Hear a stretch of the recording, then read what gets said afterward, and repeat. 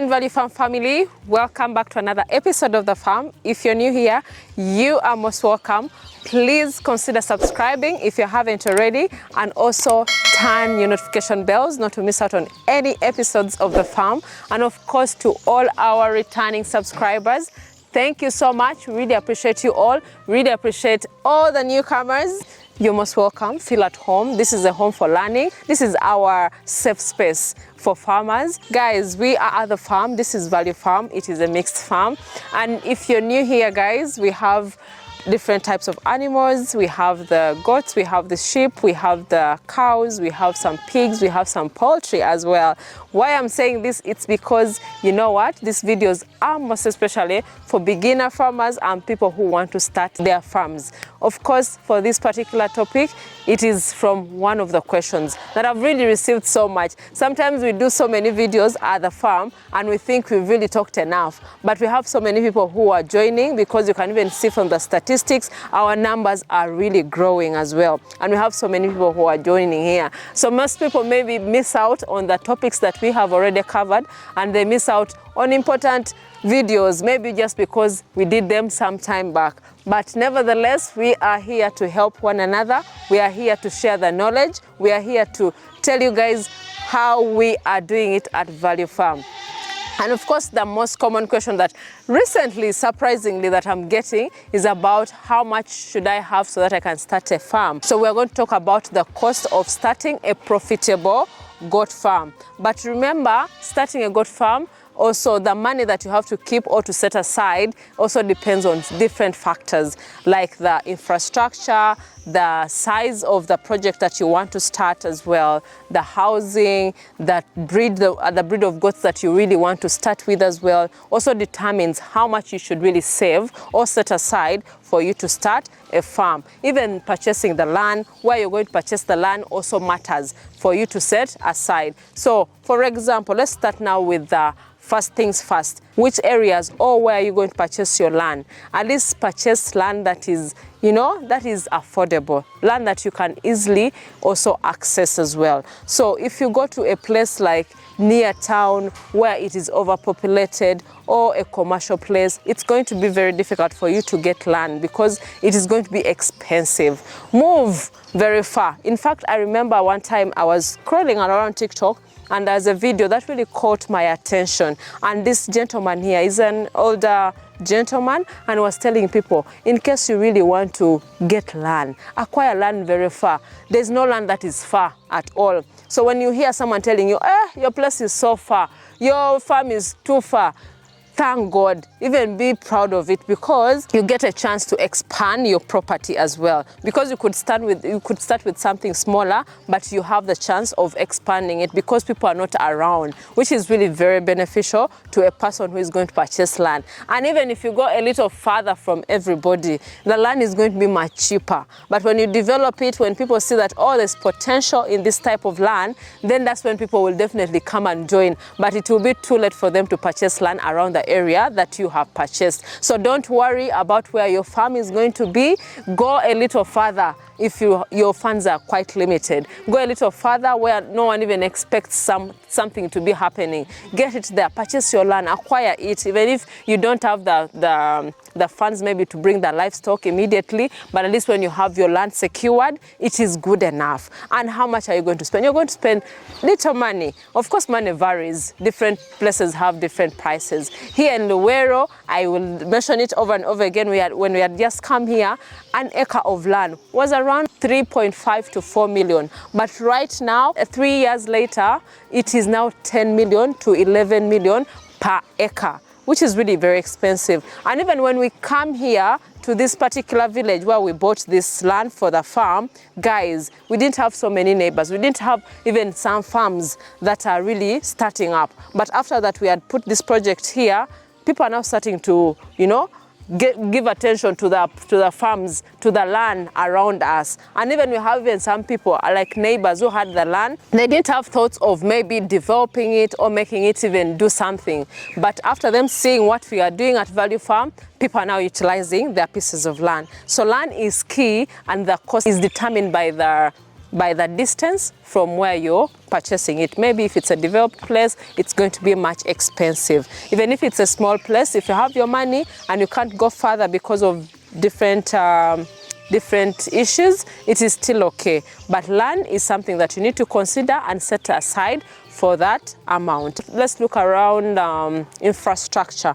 Infrastructure, of course, the roads, the road to your land. If it's really very terrible, if it's not really well developed, it's going to be more costly for you. But if you go to a place whereby at least the infrastructure, the roads are there, then it's going to be much accessible for you as a farmer who is going to start your farm, or even in case you have your farm already set up to transport your animals or your livestock to the market. So at least infrastructure is also to be considered if you're planning to start a goat farm. Another point to really take note of the amount that you should set aside, or the cost of building or housing is also necessary. Guys, housing is key for your animals or for your goat farm. Make sure that at least the house or the structure that you're building for your animals is good enough, is stronger, and it's going to take you for some time. You don't want to start with a building that is going to really rot within a few months. That is going to be more costly because the energy and the time that you're putting into constructing a building is going to be too much for you. So I would advise you guys, at least search for the materials that are available around your area. So the cost of building materials may differ from each area. That's why I wouldn't really say the specific amount of money that you would spend to build a house, because that's the cost of buying timber, the cost of buying iron sheets, the cost of also, you know, the concrete poles and all that may be different from where we are here at Value Farm. So at least do your market research, go and look out for these materials for building the houses. And also, before you even look out for the materials that you're going to use for building, look at different structures, different plans, different housing plans for these goat houses as well.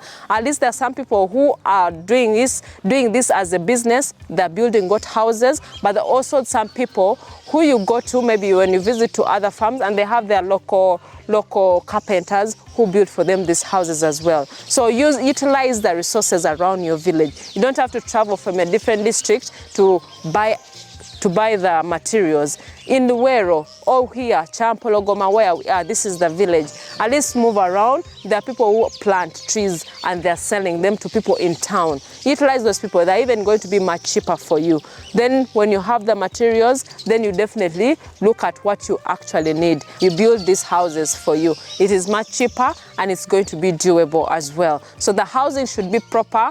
Make sure there's enough ventilation for your animals. The wastes have space to drop very well. It should be a raised goat house. Raised goat houses are really better because the animals do not get in contact with their wastes, and also with the spread of diseases, it's not easy for them to easily fall sick. So it is much better for you to at least look at raised goat houses. So the pricing may differ according to the size of the house as well. If you want to start like maybe with 50 goats, which you can also raise on zero grazing, even better. Set a structure, make an exercising yard like where we are right now here. This is our exercising yard. Give space for them. Then also plan for where you're going to plant your feeds. So that is also necessary. So the cost of building the house should be set aside. The cost of also the feeds should be set aside. Feeds is very important because by the time you bring your animals to the farm, they should have feeds. So the first things that you need to do before you restock, before you stock anything, make sure that you have secured your land. We have a farm that we visited several times and they're just operating within 1 acre of land. And within 1 acre of land, they are doing zero grazing and they only have 50 goats. So if you have 50 goats, 1 acre can be enough. So you can build your house, build your exercising yard, a little exercising yard, and also spare some space to plant your feeds. So at least if you have feeds somewhere, like you have the super napier, you have the alfalfa, you have the lab, you have the Chloris Guyana, put somewhere for your animals, that is also better. That is also going to help you so much. So I would advise you guys to at least plan for these things. You can have a small piece of land but still make profits. So you don't have to really go outside your pocket or out of your capability to really start such projects. Start with a few goats. It doesn't kill you to start with a few goats. Here at Value Farm, we started with a few goats, but where we are right now, it's unbelievable. Most of you have really watched our journey, how we started, when we started purchasing this land, when we restocked the animals, and where we are right now. We are proud of ourselves. I know most of you are really proud of what the project looks like right now. Most of you have come to buy animals from us, and of course you are benefiting from the consistency that we have at Value Farm. So start from whatever, start small but think big. Know that, okay, I'm going to start with my 10 goats. This is what I have for this year. Remember, goats give birth twice a year. So if you buy a good breed, know that at least the breed that you're getting to your farm, it is good enough. You know, you have a good breed like the Boer, the Savannas. You can see the Savannas here. We have the Boers. If you look at their kids, they're so majestic. They are very strong. When I tell you how old they are, you may think this is an old goat. Like this one here. This is a kid, barely 1 year, this one here. But you can see how it looks like. But if you compare it with the local goats, of course, you can't even compare them because most of them do not really grow faster. But with such type of breeds, they grow faster and they're also resistant to diseases, and they're also something that will multiply for you more faster as well. So in a year, they give birth at least twice. If you have good breeds, if you have a good back at your farm, they give birth at least twice a year. So at least invest that in case the money is not enough, but I have good crosses, then I get a pure back, I'm going to make more profits. It's much easier for you to at least get good percentages, good crosses that are going to really help you at your farm. So I would advise you at least make sure that the breeds that you are going to buy is good enough, and also at least put a budget. I know the exotic breeds may be really expensive, but at least if you invest in one back, then you have something that is like a cross, you are going to benefit much, much better than you starting with only the locals. It is okay, but it will still take you a longer time to multiply these animals here. That is the disadvantage with them. And of course, the growth rate is also a little slower, so I wouldn't advise you to start in that route. But we start with the crosses with a good exotic back. That is well and good as well. Then of course, what you also need to set aside, the cost in the beginning that is going to take some of your money, is about water. Water is really key for animals. Animals need a water source. So water sources can include the dam, some can include the wells, or we can be able to call them a borehole. So in case you have a borehole, it is very good. At least spare some money to dig a water source at your farm or a borehole at your farm so that you can feed your animals. Because these animals here, going out in public water sources is not really good, because this is how these goats are going to really fall sick. It is not advisable. What we have at Value Farm, we have the dam, we have also the boreholes. So we have someone that we contracted to build for us these boreholes here, but they're not really that expensive. I think we spent around 6 million to build that, the borehole and everything put together for us to pump the water for our animals. And remember, these animals here are getting this water, and also other animals on the downer side of the farm are also having clean water. And on dry season, because there are some extreme dry seasons that we get in Uganda, whereby it's really very dry, most wells dry up, most people don't have access to water. But we are safe. Our dam is filled up with water. We have our boreholes with water. So make sure that at least you have set money, you have put a cost on the water source. So do your research where you are so that you can know exactly how much am I going to spend in building my borehole as well. Because I don't want to give you figures here, because things keep changing, times keep changing as well. Because the time we built the borehole, it was a different time. Right now, it's quite different as well. But I wouldn't, of course, people who have really worked for us, who have been very good to us, like the person who did the borehole, that is Alex. I would definitely share with you guys his contact, because he's really a very good person and a very genuine person. Whoever has done good work for us, guys, there's no way I can refuse to give their contact to other farmers as well. So feel free, contact me for anything that you really think you've seen nice at Value Farm and you wanted to get the contacts of where person who helped us, I will definitely share those contacts with you as well. Then guys, the last thing that I need to also put onto costs, of course there's so many videos we've done this, I feel I'm repeating myself, but I wanted to share this with you guys, is about management. When you bring these goats here, when you start your simple farm, you need to have someone who is taking care of these goats. And the people, of course, management is key. Make sure that the people who are taking care of your goats are experienced, they have some knowledge in taking care of such animals as well. So you have to invest in bringing in workers. And how are you going to get workers? I know most people are really, critical about this point here. Like, how am I going to get workers? You can definitely talk to other farmers as well. When you visit other farms, you definitely get to know that they also have workers at their farms, but they also have people who have experience maybe back in the village, because in this country, Uganda, we have people who are really jobless. They're in the villages, but they really want jobs. So that is job creation for you. When you go to villages, people are doing this, but not taking it really very serious, but they have animals, they have experience taking care of animals. So you can go to villages, ask people who can help you take care of animals. But another thing still, I think this is a twist.